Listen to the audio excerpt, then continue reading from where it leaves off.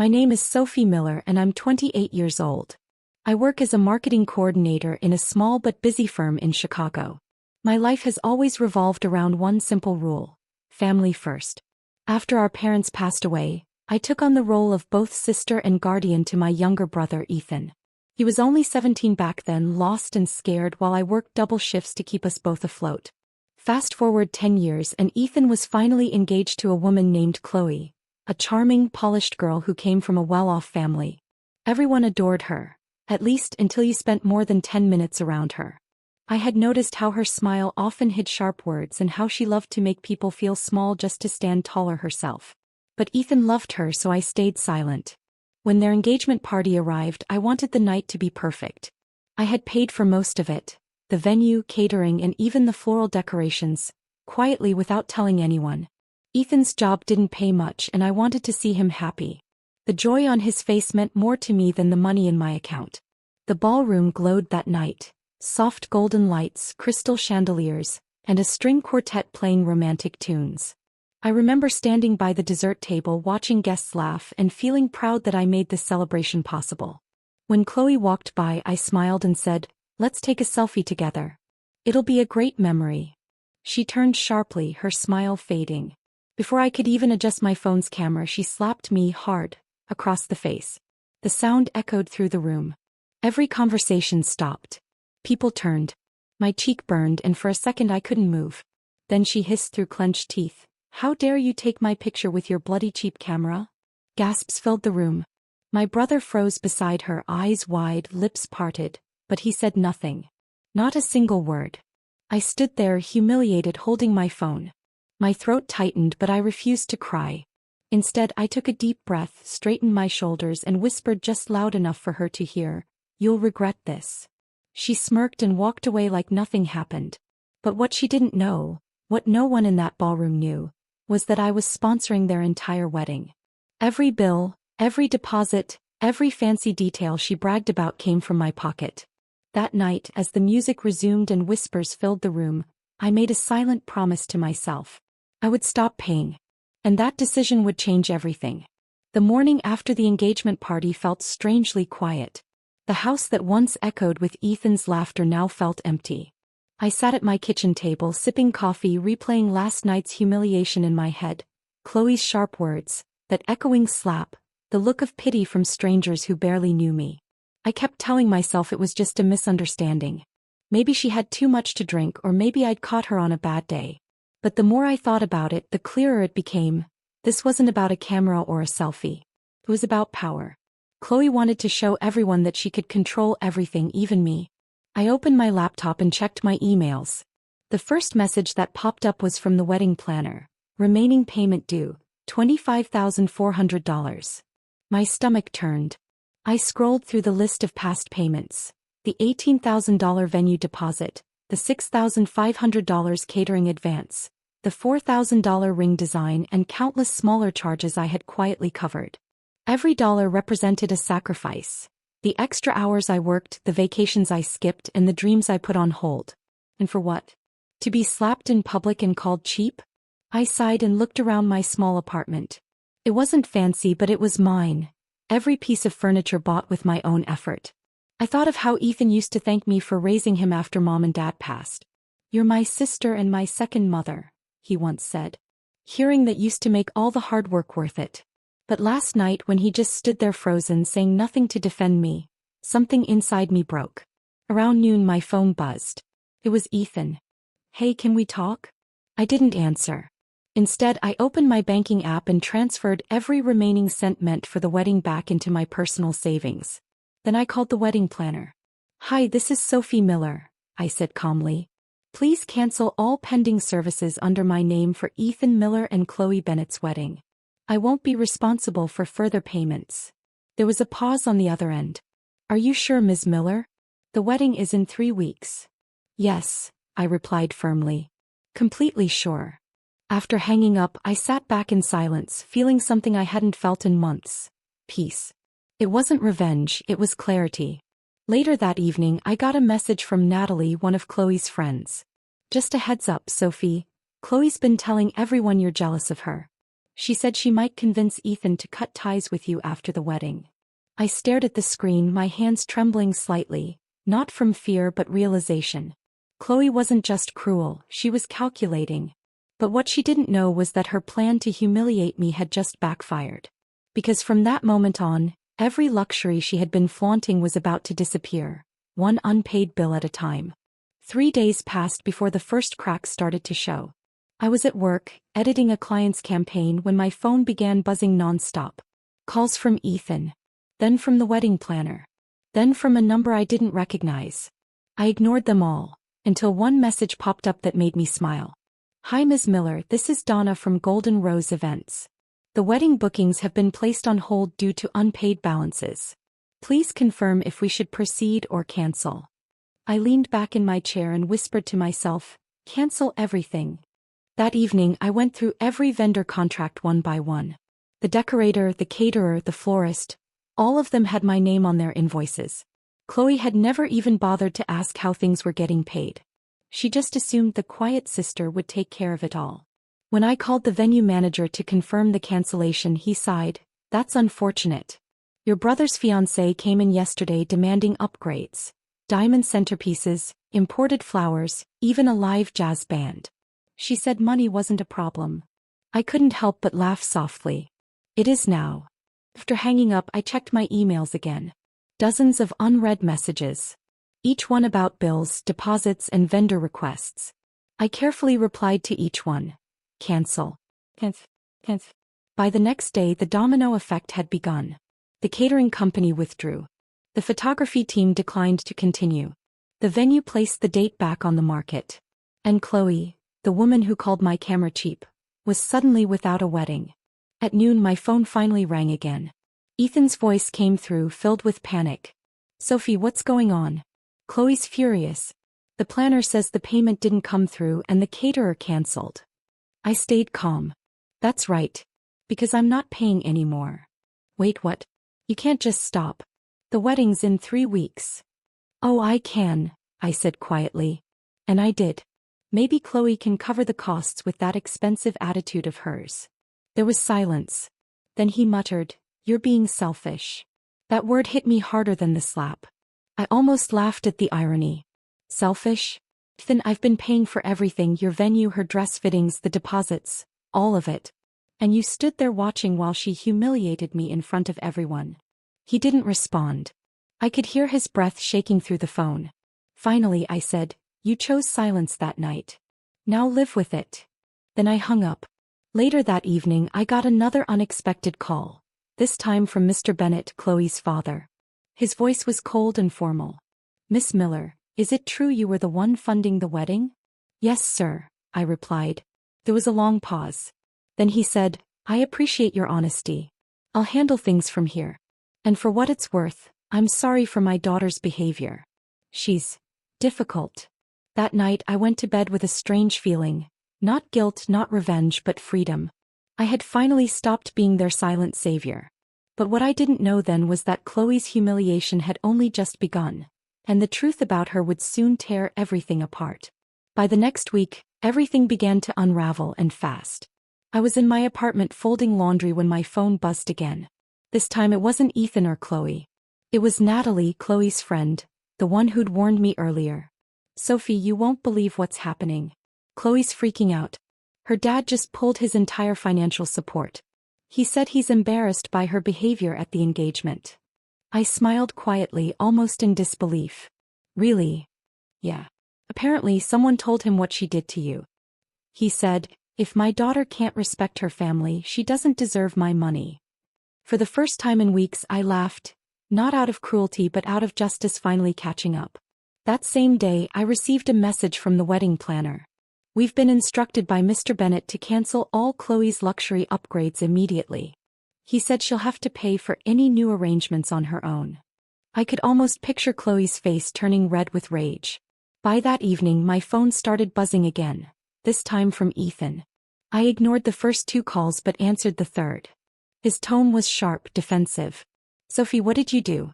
Chloe's saying you told her dad about the slap. I didn't have to, I replied calmly. People talk. Especially when the truth is that loud. He exhaled hard. You've ruined everything. She's embarrassed, the wedding's falling apart, and now Dad. Ethan, I interrupted softly, the only person who ruined your wedding is the one who thought humiliation was a game. He went silent. I could sense his confusion, torn between love and pride, still trying to defend someone who had destroyed him. A few days later, I stopped by Mom's old house to drop off some documents. As I was leaving, I heard two neighbors gossiping near the fence. Did you hear? Ethan's fiancée called off the wedding. Oh, honey, that girl's reputation is finished. Her own father cut her off. And I heard she was seeing someone else behind Ethan's back. I froze. Seeing someone else? When I got home, I texted Natalie again. Is it true Chloe was cheating? Her reply came instantly. Yes. I didn't want to tell you before, but she's been meeting her ex-boyfriend, Ryan. They've been talking for months. She said she was only marrying Ethan because he's easy to control. My heart sank. Not because I cared about Chloe, but because I couldn't stand seeing Ethan hurt again, even after what he allowed. That night, Ethan showed up at my door. His face was pale, his suit wrinkled, and his eyes swollen from sleepless nights. Sophie, he said quietly, everything's falling apart. The venue cancelled, the guests are backing out, and Chloe, she's been lying to me. I looked at him for a moment, then handed him a folder. Inside were all the receipts, proof of every dollar I had spent. This is what I invested in your happiness, I said softly. And this is how you repaid me, by watching while someone slapped me for using the very camera that helped me build the money you both spent. He stared at the papers silently, his eyes filling with shame. I'm sorry, he whispered. I nodded slowly. I know. But sometimes sorry comes too late. As he left, I closed the door gently behind him. For the first time in my life, I didn't feel like the older sister trying to fix everything. I felt like a woman finally choosing peace over pain. But deep down, I knew the story wasn't over. Because if Chloe's betrayal ran as deep as it seemed, then the truth about her and Ryan was about to explode in a way none of us expected. It happened 2 nights later. The truth burst out like fireworks, only uglier. I was finishing a report for work when my phone lit up with notifications.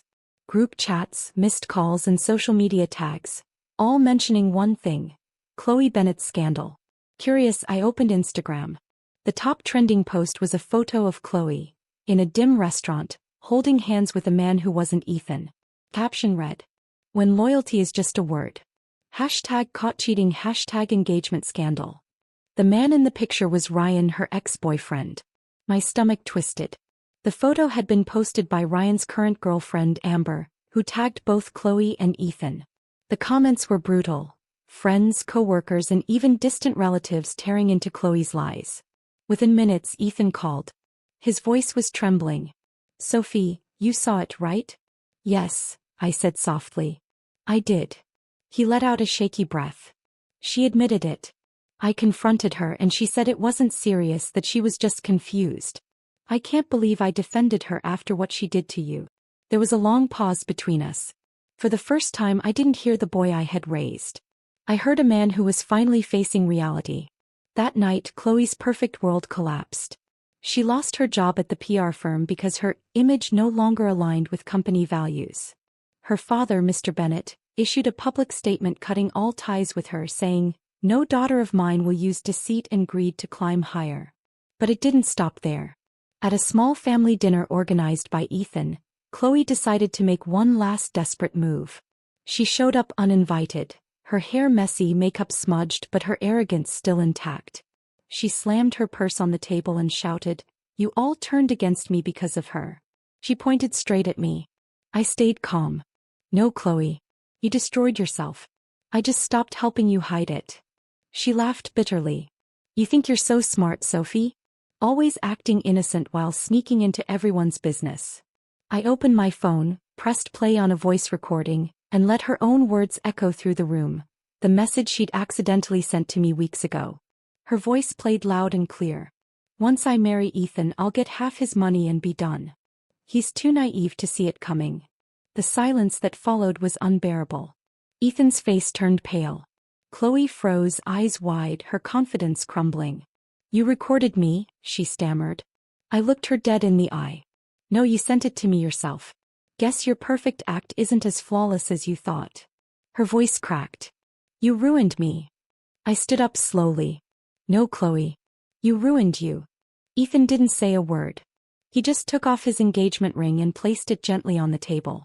We're done, he said quietly. You can leave. Chloe's lips trembled as she grabbed her purse and stormed out, her heels echoing down the hall like thunder. When the door finally closed, Ethan collapsed into a chair, covering his face. I placed a hand on his shoulder. Sometimes, I said softly, you need to lose something fake to appreciate what's real. He nodded, silent tears running down his face. That night I went home and sat by my window staring at the Chicago skyline. The air felt lighter, like the city itself had exhaled. For the first time in years, I wasn't holding anyone's weight on my shoulders. But I also knew this wasn't the end, because in stories like this, people like Chloe never disappear quietly. A few days later I woke up to a different kind of morning. One filled with peace. No angry messages. No chaos. Just sunlight streaming through the curtains and the sound of my coffee machine humming. Then my phone buzzed again, this time with something that made me laugh out loud. A mutual friend had posted a viral tweet. Moral of the story: don't slap the person paying your bills. #engagement gone wrong, #respect matters. The replies were wild. Hundreds of users had connected the dots, and Chloe's humiliation became local gossip gold. Someone even tagged her PR firm's page, writing, "So this is what happens when your PR rep forgets how to manage her own reputation." Within hours the story spread like wildfire. Reddit threads, TikTok story times, even a small online magazine picked it up under the headline, "Bride to be exposed for cheating after publicly slapping her sponsor." It was surreal, watching everything she built on lies crumble without me lifting a finger. But I wasn't interested in her downfall anymore. I had bigger plans.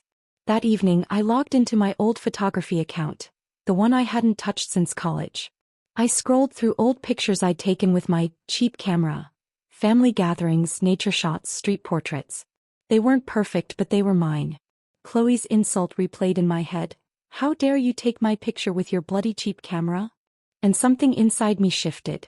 I rebranded the account, renamed it The Honest Lens, and uploaded my favorite shots with one caption. Sometimes what people call cheap ends up capturing the truth money can't buy. To my surprise, the post exploded overnight. Comments poured in. People relating to my story, sharing their own experiences of betrayal and silent strength.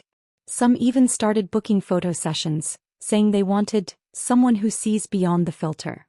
Meanwhile, Chloe tried to salvage her reputation by posting a long apology online. A carefully worded message claiming she had been under emotional stress and misunderstood. It backfired instantly. One of her ex-coworkers commented, "Stress doesn't make you slap people or cheat on your fiancé. Grow up." The post was flooded with laughing emojis. A few days later, Natalie texted me again. "You won't believe this. Chloe just got fired permanently." Her ex leaked screenshots of her bragging about manipulating clients for money. I just replied with a single word: karma. For once I didn't feel pity or anger, just closure. Everything had come full circle. Ethan began to rebuild his life quietly. He started therapy, distanced himself from toxic people, and even began volunteering at a local youth center. He thanked me for never giving up on him, but I told him the truth. I didn't do this for revenge. I did it to finally stop being the one who gets hurt for caring too much. As for me, The Honest Lens became more than just a side project.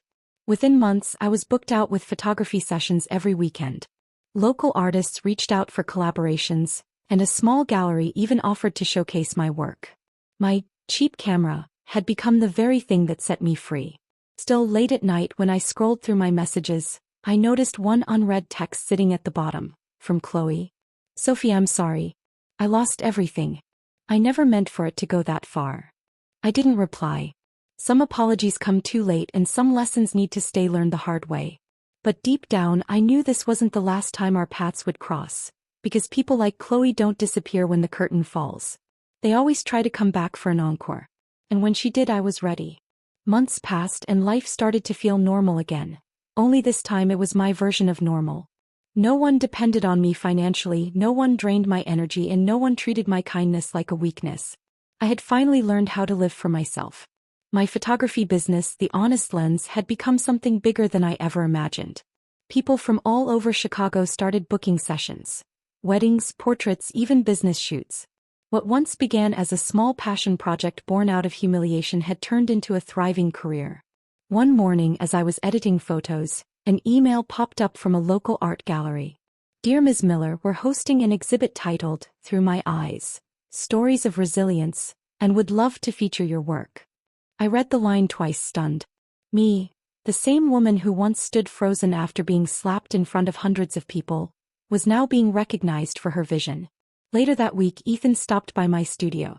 He looked healthier, calmer. The guilt in his eyes had faded into quiet gratitude. "Your gallery invite," he said, holding the envelope.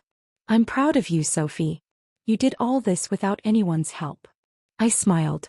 Maybe I just needed a good wake-up slap to start living differently. He laughed softly, shaking his head. "Chloe's been trying to reach me again. She's been messaging everyone, saying she's changed, asking for forgiveness." I looked at him seriously. "Have you replied?" He sighed. "No. I blocked her. I finally realized something. You can't heal in the same place that broke you." His words made me proud. Ethan was no longer the boy I had to protect. He was finally growing into a man who could stand on his own. Later that evening, I attended my first gallery event. The room glowed with warm lights, the walls covered in prints from my camera, the same one Chloe had called cheap.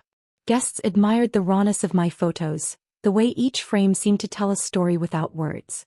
A journalist approached me and asked, "What inspired your work?" I smiled gently. "Pain," I said. "But the good kind, the kind that teaches you who you really are." As the night went on, I felt something I hadn't felt in years: freedom. But just as I was leaving, I saw a familiar figure standing outside near the exit. Her hair was shorter, her clothes wrinkled, her eyes tired. It was Chloe. She looked at me with a trembling smile. "Sophie, please. I know you hate me, but I'm not the same person anymore. I lost everything: my job, my apartment, even my friends. I just need help." For a moment, I almost felt sorry for her. Almost. Then I remembered the burning sting on my cheek that night, the humiliation, the silence of my brother, and the sleepless nights that followed. I took a deep breath and said, "You called my camera cheap, remember? That cheap camera just bought me a new house." Her face went pale. She blinked rapidly, struggling to speak, but no words came out. I adjusted my bag, smiled softly, and walked past her. "Good luck, Chloe. I hope you learn what real value means someday." As I stepped outside into the cool night air, I realized something powerful. Revenge wasn't about destruction. It was about rebirth. And I had been reborn in the best way possible. 3 months later, the past came knocking again, but this time it didn't come to haunt me. It came to remind me how far I'd come. It was a crisp Saturday morning when I drove across Chicago to deliver a framed photo order to a client. I parked outside a small local cafe to grab a coffee, and that's when I saw her again. Chloe Bennett. But she wasn't the same woman from before. The confident posture was gone. Her once perfect hair hung limp and dull. She wore a wrinkled blouse and looked thinner, older, like life had finally forced her to see herself clearly. She was working behind the counter. When our eyes met, she froze. I could see the shock in her face as recognition set in. For a moment, I thought she might look away, but she didn't. She walked over, her voice shaky. "Sophie, I didn't expect to see you here." I nodded politely. "It's a small city." Her eyes watered. "I'm sorry for everything. I know my words can't undo what I did, but I've learned. I lost everything: my job, my car, even my apartment. I had to start over." I looked at her for a long moment. There was no trace of the arrogant woman who once slapped me across the face. This version of Chloe looked human. "Starting over isn't a curse," I said softly. "It's a chance. I just wish you had learned that before you hurt everyone around you." She nodded, wiping her tears. "I deserved everything that happened to me. I used to think money made me powerful. Now I realize the real power was kindness, the thing I mocked you for." I paused, then reached into my bag and handed her a small photo. It was one of my recent prints, a sunset over the Chicago River, golden light spilling across the water. "Keep it," I said. "A reminder that even when the light fades, it always comes back." She took it with trembling hands. "Thank you, Sophie. I don't deserve this. I smiled faintly. Maybe not. But sometimes forgiveness isn't for the other person, it's for ourselves. As I walked out of the cafe, the cool breeze hit my face. I felt light, truly light, for the first time since that slap. The past no longer had power over me. That evening, I returned home to my new studio. A bright space filled with my photographs, my work, my life. On one wall, I hung a framed quote that had become my truth. They tried to break you, but they only built your wings. My brother Ethan came by later with flowers. You know, he said smiling, I think Mom and Dad would be proud. You turned the worst night of your life into something beautiful. I looked around the studio, the soft glow of lamps reflecting off the glass frames. I didn't just survive it, I said. I turned it into art. He nodded. And what about Chloe? I took a sip of tea and smiled calmly. Her story ended where mine began, learning the value of what money can't buy. Outside the window, the city lights shimmered, and for the first time in years I felt complete. That slap didn't break me, it woke me up. It showed me that when people mistake kindness for weakness, they don't destroy you. They define you. And sometimes the best revenge isn't anger or payback. Success so bright it blinds the ones who once looked down on you.